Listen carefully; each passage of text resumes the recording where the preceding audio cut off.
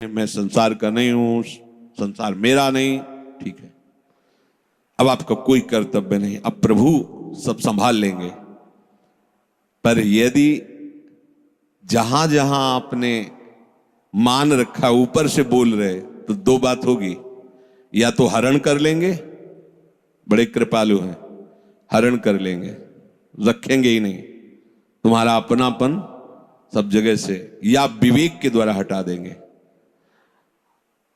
तैयार रहना, ये बोलना सहज बात नहीं है।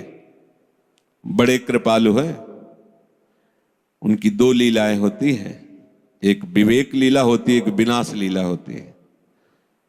तो अगर आप ये बोलने की हिम्मत कर रहे हैं कि संसार में कोई भी मेरा नहीं है और मैं इस संसार में किसी का नहीं हूं,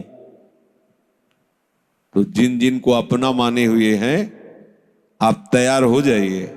या तो इतना बलशाली विवेक पैदा होगा कि राग नष्ट हो जाएगा, और नहीं तो बाहर से उनकी सामग्री वो हटा लेंगे कि तुम्हारा तो कुछ है नहीं है। अब फिर रोते घूमो कि मैं तो प्रभु का भरोसा लिया था, देखो ऐसा भगवान को नहीं करना चाहिए। तो पहले समझ लीजिए, इसके बाद कोई कर्तव्य नहीं रहता उपासक का, पूरी की पूरी डोर भगवान संभाल लेते हैं।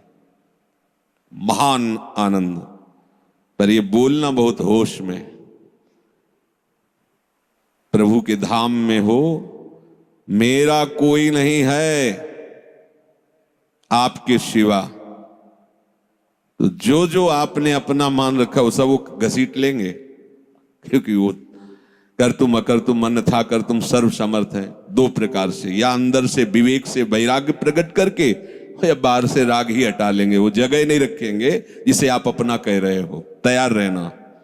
और यदि वास्तविक हृदय से ऐसी बात आ जाए तो उसी समय वो महात्मा हो गया। उसी समय करो सत्य, सत्य माने तत्काल, क्षिप्रम भवति धर्मात्मा, उसी समय बहुत जल्दी वो महात्मा बन जाता है। कितना सुंदर सिद्धांत है। अब अपने लिए कोई कार्य नहीं रह गया है। अपने लिए कितना कार्य था कि संसार में कोई हमारा न रह जाए। लोग रोते हैं इस बात का कि हमें संसार में कोई प्यार नहीं करता, कोई अपना नहीं। तो यही तो सिद्धि है। आओ इधर, हमारे मार्ग में ये लाभ है कि कोई हमें प्यार न करे। भर्तृहरि जी ने भगवान शंकर जब प्रसन्न हुए, प्रकट हुए, तो वरदान मांगा कि कभी कोई सम्मान से मुझे एक टुकड़ा भी न दे, क्योंकि ये सम्मान, ये प्यार प्रभु से विमुख कर देता है। देखो हम जी तुम्हारे बिना जी नहीं सकते, तुम चले गए तो मेरा क्या होगा। अब वो उसकी बात में ही समझो तुम्हें कितना प्यार कर रहा है। वो क्या कह रहा है, तुम चले गए तो मेरा क्या होगा। ये प्यार है। क्या सोच रहा है वो, मेरा क्या होगा। बस पकड़ लो, कोई तुम्हारा नहीं। कोई तुम्हें जो बहुत प्यार करता हो उसकी बात सुनना, उसमें आप अगर विवेक जागृत है तो उसमें गंध मिलेगी केवल स्वार्थ की, केवल स्वार्थ की। कहीं किसी कोने में तुम्हें प्यार नहीं मिलेगा। पूरी प्यार की जो स्वांग भरी वृत्ति है उसमें केवल स्वार्थ नृत्य कर रहा होगा, केवल वासना नृत्य कर रही होगी, केवल कामना का तांडव होगा।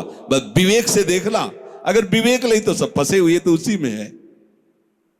रहो न कबहू कतहु कछु, मेरो अपनो काम। यह है जीवन मुक्तता, किसी साधन से नहीं, केवल प्रभु। इसीलिए बार बार चर्चा में कहते हैं, आश्रय से बढ़कर कोई बात नहीं है। मेरे प्रभु, मेरा कोई नहीं।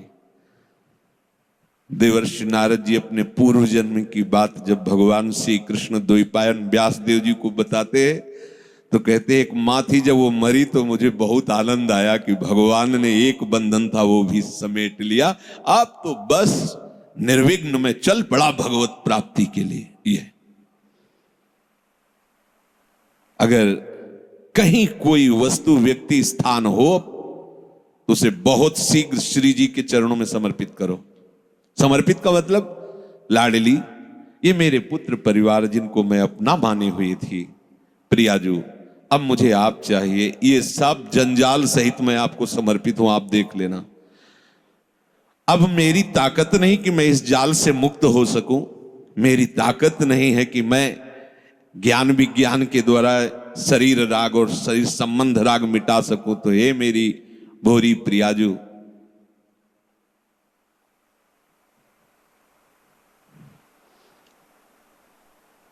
मैं जैसा भी हूं बस आपका हूं, आप समान।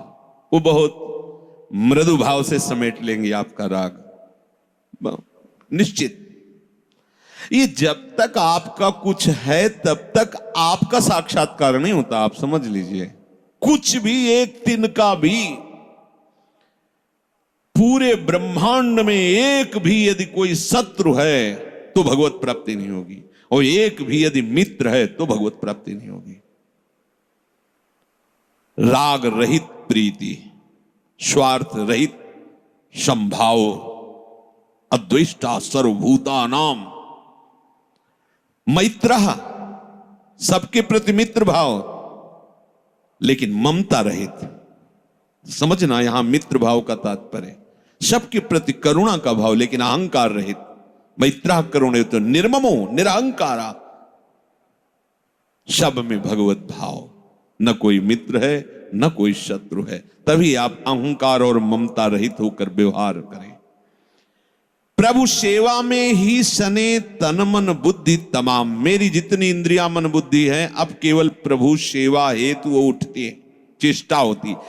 सेवाऊ में जो कछु बने वामे नहीं कछु मोर। ये जो उपासना बन रही है इसमें मैं कहीं नहीं हूं। प्रभु मनमानी करन को रहे हलावत डोर। जैसे कठपुतली को नचाने वाला नचाता है वैसे ही वो नाचती। ऐसे ही मेरे आराध्य देव सेवा उपासना साधना जो बन रही वो जैसा चाहते हैं वैसा। कहीं अहंकार की गंध आ रही है क्या? देखिए स्थिति कैसी होती है।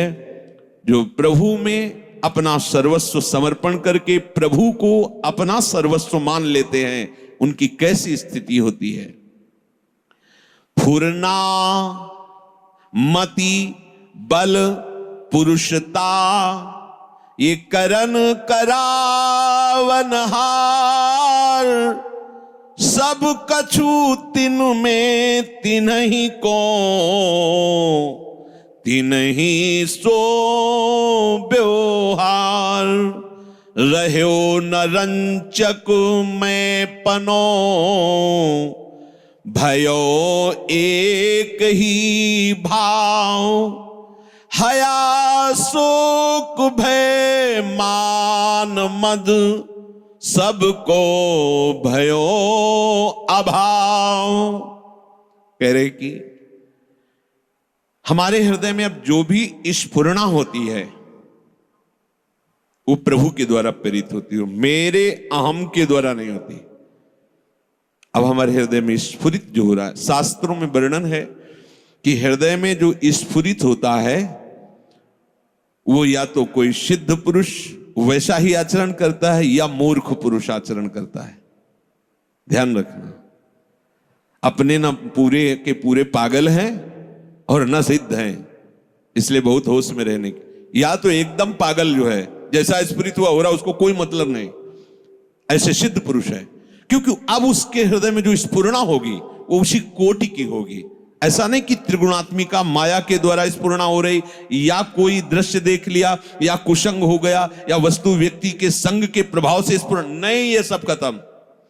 अब केवल भागवतिक स्फुरणा उसके हृदय में होती है। स्फुरणा जैसी हुई वैसा करना वो केवल सिद्ध पुरुषों के लिए है।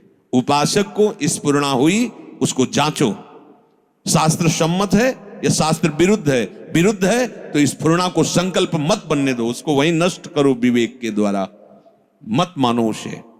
अगर स्फुरणा के अनुसार करते रहे तो पतित हो जाओगे। स्फुरणा के अनुसार केवल सिद्ध पुरुष, क्योंकि उसके हृदय में अब वही स्फुरणा होगी जो प्रभु प्रेरित करते हैं। मति बल पौरुषता